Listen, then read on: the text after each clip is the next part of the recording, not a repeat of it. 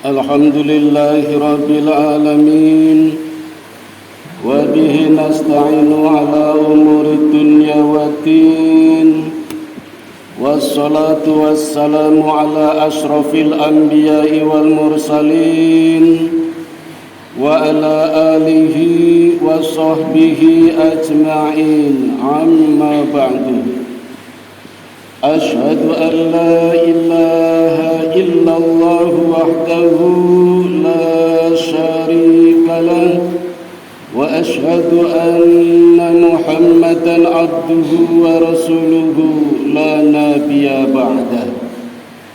Qala Allah ta'ala fil kitabihil karim, a'udzu billahi minasy syaithanir rajim. Ya ayyuhalladzina amanu taqullaha haqqa tuqatih wa la tamutunna illa wa antum muslimun. Shadaqallahul adzim. Faya ibadallah, usikum wa nafsi bitaqwallah faqad fazal muttaqun. Ma'asyiral muslimin rahimakumullah, sudah cukup lama kita berpisah dengan bulan suci, bulan yang amat diagungkan, yaitu bulan Ramadan.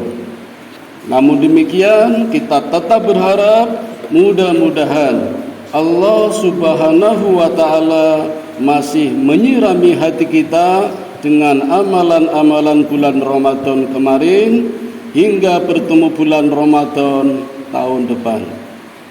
Karena hanya dengan menyuburkan hati kita dengan amalan-amalan bulan Ramadan kemarin, pertanda ibadah Ramadan yang kita lakukan di bulan yang lalu insya Allah diterima oleh Allah Subhanahu wa ta'ala. Dengan kata lain, tujuan, target dari diwajibkannya kita menunaikan ibadah asyam di bulan Ramadan, kita sudah mencapai pada tingkatan yang tinggi, yaitu takwa. Tetapi hadirin, takwa di sini tidak hanya sekedar terminal pemberhentian. Ada takwa yang merupakan terminal transit, di mana kita masih harus melanjutkan perjalanan yang amat jauh dan tidak akan kembali lagi. Maka takwa harus semakin jauh, tidak semakin dekat atau kembali. Bahkan perjalanannya sangat tinggi, maka kita harus melanjutkan sampai tingkat yang tertinggi, tidak terbawah. Itulah sebabnya Nabi Muhammad sallallahu alaihi wasallam di setiap khutbah Jumat selalu mengawali khutbahnya dengan firman Allah yang ada di dalam surat Al-Imran ayat 102. Ya ayyuhalladzina amanu ittaqullaha haqqa tuqatih wa la tamutunna illa wa antum muslimun. Wahai orang-orang yang sudah menyatakan dirinya beriman, tingkatkanlah takwamu. Allah tidak mengatakan bertakwalah, tetapi Allah mengatakan tingkatkanlah takwamu. Dengan demikian, maka sesungguhnya takwa itu berlapis-lapis, bertingkat-tingkat. Mungkin di antara kita berbeda-beda tingkatan takwanya. Ada yang 5, ada yang 10, ada yang 15. Tetapi Allah mengatakan ittaqullah, tingkatkanlah takwanya. Ittaqullaha haqqa tuqatih, dengan sebenar-benarnya takwa, dengan sesungguh-sungguhnya, tidak main-main. Bahkan Allah mengancam wala tamutunna illa wa antum muslimun, dan janganlah sekali-kali walaupun berniat mati kecuali dalam keislaman, dalam keimanan, dalam ketakwaan. Disinilah setiap pekan Nabi Muhammad mengajak kepada kita untuk selalu meningkatkan takwa kita. Maka berarti takwa itu tidak akan pernah selesai, selalu bertingkat-tingkat dan berlapis-lapis. Berapa sih tingkatan takwa? Hadirin, Allah menyebut takwa di dalam Al-Quran sebanyak 115 kali. Dengan demikian, maka takwa ada tingkatan sejumlah 115 tingkatan. Dan kalau kita kategorikan menjadi dua, ada dua dimensi takwa. Satu dimensi robani, yang satu lagi dimensi insani, yang para ulama menyebut hablum minallah wa hablum minanas. Dan ini harus seimbang. Sedikit timpang saja, maka yang terjadi adalah kehancuran di muka bumi, di lautan, dan di daratan. Dhuharul fasadu fil bari wal bahri bima kasabat aidinas. Bagaimana cara mengatasinya? Hablum minallah wa hablum minanas. Berhubungan baik dengan Allah secara vertikal dan berhubungan baik dengan manusia sesama horizontal. Itulah hakikat takwa. Dan hadirin, kalau kita bicara hakikat takwa, sedikitnya di dalam Al-Quran Allah menunjukkan dua bukti. Yang pertama ada di dalam surat Al-Baqarah, surat yang kedua, ayat yang kedua. Yang kedua ada di dalam surat Al-Imran, surat yang ketiga, ayat 133. Saya tunjukkan yang pertama ada di dalam surat Al-Baqarah, ayat kedua. Dzalikal kitabu la raiba fihi hudal lil muttaqin. Demikianlah Al-Quran, kitab yang tidak diragukan lagi kebenarannya. Hudal lil muttaqin, petunjuk untuk orang yang bertakwa. Maka orang bisa menjadi bertakwa kalau mendapatkan hidayah. Bagaimana orang bisa mendapat hidayah kalau yakin dengan Al-Quran? Kalau kita ragu, tidak mungkin mendapatkan hidayah. Semakin ragu, maka semakin jauh dari hidayah dan semakin jauh pula dari ketakwaan. Maka syarat utama orang bertakwa adalah mendapatkan hidayah, dan syarat orang mendapatkan hidayah harus berinteraksi secara positif dengan Al-Quran. Sekali lagi, berinteraksi positif, bukan negatif. Sampai hari ini masih banyak orang berkomunikasi dengan Quran secara negatif. Quran hanya untuk pajangan saja, di etalase, tidak pernah dibaca. Yang parah lagi, buat sajen, buat besel, ditulis di kain, namanya raja. Katanya kalau dipakai di kepala tidak mempan ditembak. Dapat memukul lawan dalam jarak 100 meter, dibakar tidak mempan. Itu namanya komunikasi secara negatif. Naudzubillah min dzalik. Bahkan ada yang ditulis di kertas, kertasnya dibakar, celupkan di gelas, airnya diminum. Katanya awet muda. Naudzubillah min dzalik. Itu komunikasi negatif. Yang Allah mau agar kita mendapat hidayah, menjadi orang yang bertakwa, adalah berinteraksi secara positif. Itulah bagaimana agar kita tidak ragu, kita yakin dengan kebenaran Al-Quran. Bagaimana cara berinteraksi positif? Ada 6 cara. Dan 6 cara ini merupakan tahapan yang tidak boleh ditawar-tawar, harus dilakukan secara bertahap.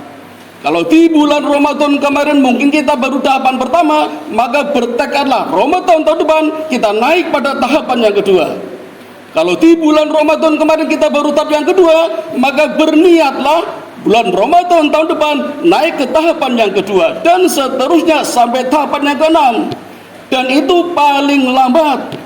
Kalau bisa, sesuai dengan pesan Nabi, setiap pekan ittaqullah, tingkatkan takwa dengan cara berkomunikasi dengan Al-Quran dari tahapan yang pertama sampai tahapan yang ke-6.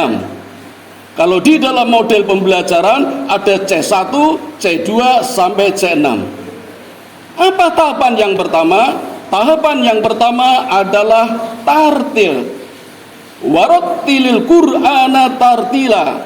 Namanya saja tartil, tertib di dalam membaca. Makhrajnya benar, panjang pendeknya bagus, tajwidnya benar, tartil. Tidak perlu tergesa-gesa, tidak perlu berlomba-lomba sampai lupa tajwidnya. Bolehlah kemarin di bulan Ramadan kita pasang target berlomba-lomba, 1 hari 1 juz, 1 bulan 1 kali khatam, boleh. Tetapi tajwid tidak boleh diabaikan. Karena Quran ini jangankan kalimatnya, jangankan katanya, hurufnya, titik saja beda, maknanya beda. Fa ada satu titik, kalau titiknya ditambah menjadi qaf, titiknya dihilangkan menjadi wawu. Kalau kita terapkan dalam ayat, artinya beda.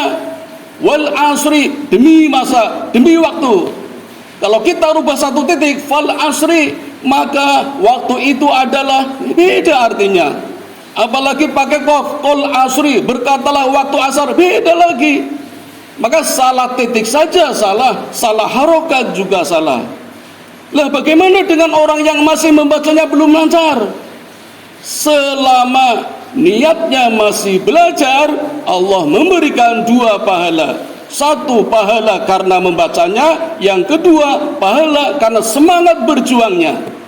Yang sudah hafal tidak boleh meri. 1 pahala, pahala membaca.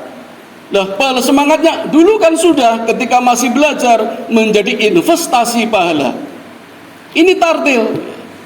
Tartil warattilil Qur'ana tartila, membaca secara benar. Dan ini tahapan yang paling mudah yang di dalam model pembelajaran C1. Berapa sih pahalanya? Jangan tanya. Allah berfirman, Nabi juga mengatakan, jangan katakan alif lam mim itu 1 huruf, tetapi 3 huruf. Yang 1 hurufnya pahalanya 10 kebaikan. Man ja'a bil hasanati falahu asru amthaluha. Barang siapa berbuat 1 kebaikan, barang siapa membaca walau 1 huruf, 10 kebaikan. Maka membaca alif lam mim sama dengan 3 kali 10, 30 pahalanya. Dan 30 ini bukan berarti 1, 2, 3 sampai 30, tidak. Matematikanya Allah lain. 1 pahala yang pertama nilainya sama dengan 25 langkah menuju ke masjid. Pahala yang kedua nilainya sama dengan 50 langkah menuju ke masjid. Pahala yang ketiga nilainya sama dengan 500 langkah menuju ke masjid. Itulah matematikanya Allah, menggunakan deret ukur, bukan deret hitung. Yang sekarang digunakan oleh Thomas Robert Malthus untuk menghitung, membandingkan jumlah kebutuhan alat pemuas dengan penduduk. Inspirasinya dari pahala seperti ini. Itu baru alif lam mim. Bagaimana dengan bismillahirrahmanirrahim yang jumlah hurufnya 19? Tentu banyak sekali pahalanya. Dan itu baru tahapan yang pertama yang namanya tartil. Kalau kemarin di bulan Ramadan kita masih tahapan yang seperti ini, maka bertekadlah Ramadan tahun depan kita naik yang ke C2.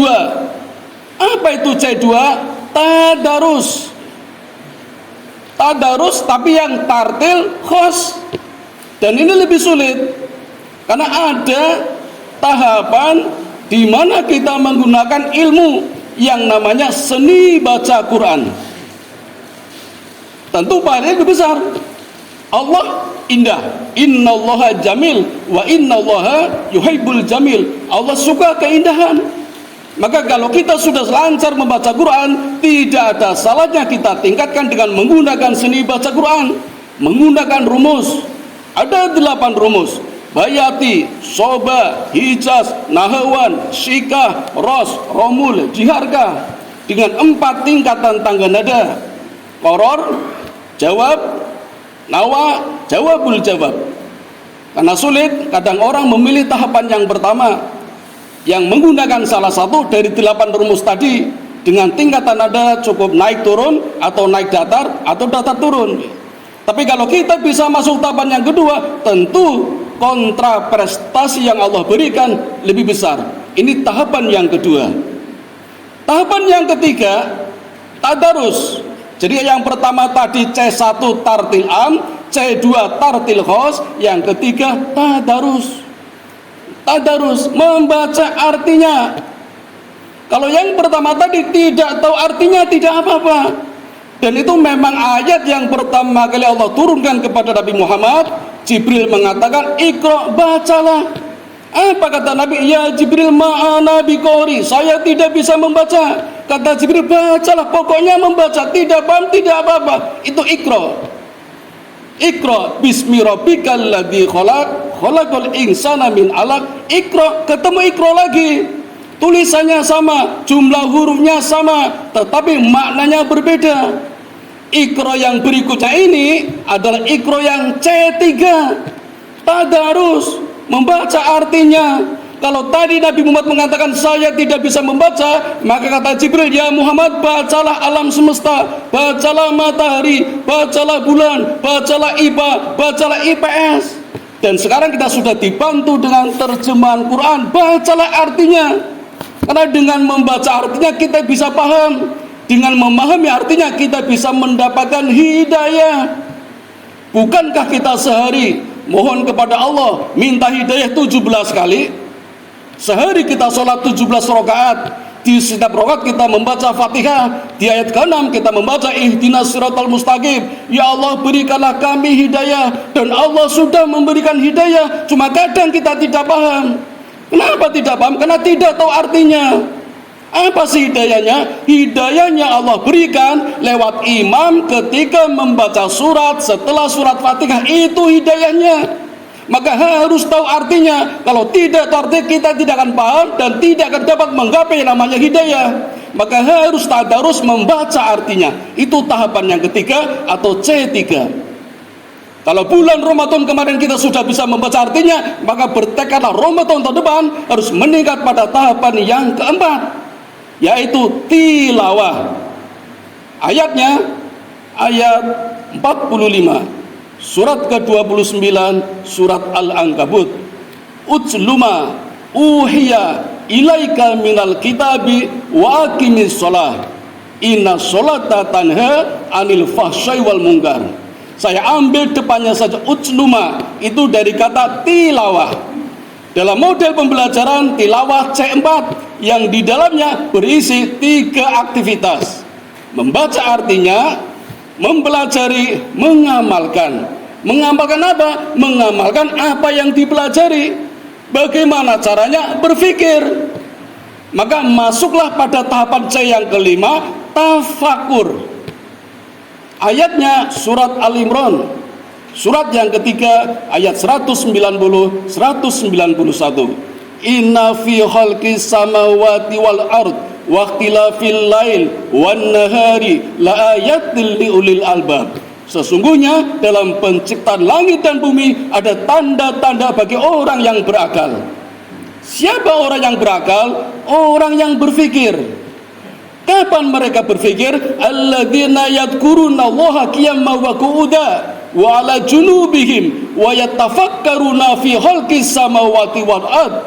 Orang yang selalu berpikir ketika berdiri, ketika duduk, ketika berbaring. Maka tidak ada alasan buat kita untuk bersantai-santai, berleha-leha, melamun, main-main. Tidak ada alasan, karena kita diwajibkan berpikir ketika berdiri, ketika duduk, ketika berbaring. Ini tahapan yang kelima, tafakur. Dan dengan tafakur inilah banyak ulama-ulama besar dengan kecerdasannya membaca Quran, menciptakan karya-karya besar, karya-karya dunia. C5, tafakur. Dan yang terakhir, C yang ke-6 adalah tahapan tadabbur. Kalau sudah sampai pada tahapan ini, kita dapat menggapai kemukjizatan yang ada di dalam Al-Quran. Kalau tongkatnya Nabi Musa bisa berubah jadi ular, itu mukjizat kecil. Kalau tangannya Nabi Musa dikeluarkan dari sakunya, bercahaya sampai Firaun mengatakan, "Silo, masukkan lagi tanganmu," itu mukjizat kecil. Kalau Nabi Isa bisa menghibur orang mati, mukjizat kecil. Ibrahim dibakar tidak mempan, mukjizat kecil. Nabi Muhammad dengan jarinya bisa membelah bulan, mukjizat kecil. Yang terbesar adalah mukjizat yang ada di dalam Al-Quran. Sepanjang masa sampai hari kiamat akan terbukti kemukjizatannya. Bagaimana caranya? Kita masuk pada tahapan yang ke-6, tadabbur. Caranya khusyuk di dalam sholat. Maka benar Allah mengatakan, qad aflahal mu'minun, jayalah, merdekalah, menanglah orang yang beriman. Siapa? Alladzina aqimis sholat. Qad aflahal mu'minun. Salatnya khusyuk, khosyi'un. Alladzina hum fi sholatim khosyi'un, khusyuk di dalam salatnya. Maka kemampuan membaca Quran diterapkan di dalam salat. Inilah tahapan yang keenam. Kalau di bulan Ramadan kemarin masih pada tahapan yang awal, maka bertekadlah paling lambat bulan Ramadan tahun depan, syukur pekan depan, kita meningkatkan takwa kita dengan cara meningkatkan bagaimana berinteraksi dengan Al-Quran dari C1, C2, C3 sampai C6, dari tartil ham, tartil hos, tadarus, tilawah, tafakur sampai tadabbur.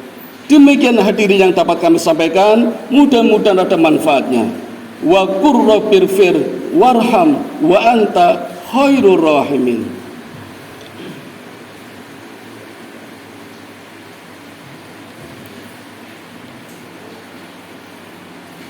Alhamdulillahilladzi hadana li hada wa ma kunna linahtadiya laula an hadana Allah.